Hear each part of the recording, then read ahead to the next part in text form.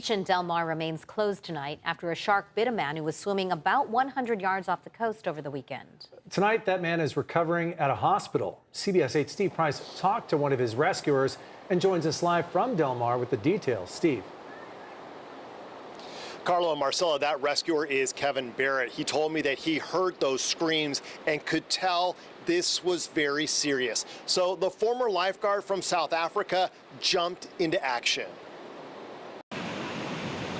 About 100 yards offshore Sunday morning in Del Mar, screams for help. He was shouting, I've been bitten by a shark. We could see blood in the water. He said he had been bitten on his chest. Kevin Barrett reached the victim first. He says the man was conscious, remarkably calm, and in better shape than he expected. I didn't know what I was swimming into. Was there going to be chunks out of him? Was he going to be missing a limb or a body part? I just didn't know. Kevin started pulling the man to shore. Then another swimmer flagged down a surfer, and they used his board as a gurney to transport him faster. Fortunately, some lifeguards who arrived at the beach before their shift saw what was happening and took over from there. It happened at about 8:45. They were only coming on duty at 9. Kevin says he and the victim are part of a swim group that regularly meets out here. They had just finished about a mile-long swim when it happened.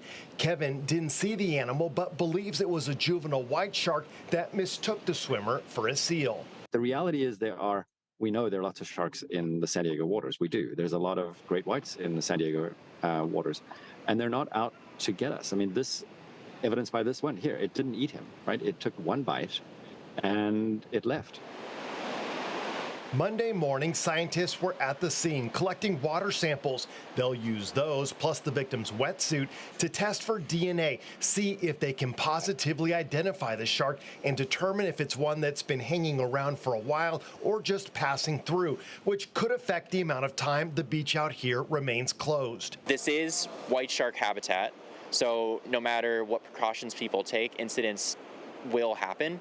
But just like when you go in the woods and you know there's bears, knowing the proper procedures can help you stay safe. Those procedures include avoiding the water at dawn or dusk and try to calmly leave the water if you see one. Kevin plans to visit the bite victim later today. He's been told the injuries are serious but not life-threatening. He also says the man has another injury, and that just adds to this wild story. He actually told me that he punched the shark. Which actually resulted in a pretty big gash in his hand as well. What an unbelievable story, and the way everybody stayed so calm. By the way, Carlo and Marcella, at this point, the beaches are set to reopen tomorrow. Steve, an amazing story here. You did mention that Kevin, he didn't actually see the shark, but was he worried? Did he have any concerns about his own safety swimming over to that victim to lend a hand? And not knowing if that shark was still around. I asked him that question, Carlo, and he said, you know what? When a member of your swim family needs help, you go to help them. By the way, that swimmer, this was only his third time joining the group. He was relatively new, but they say he really endeared himself to the group, is a great guy, and they are all hoping he makes a quick and full recovery. And we can all hope that if we're ever in trouble, our neighbors are as good to help us out in need. Steve Price Yes. reporting live for us. Thanks, Steve.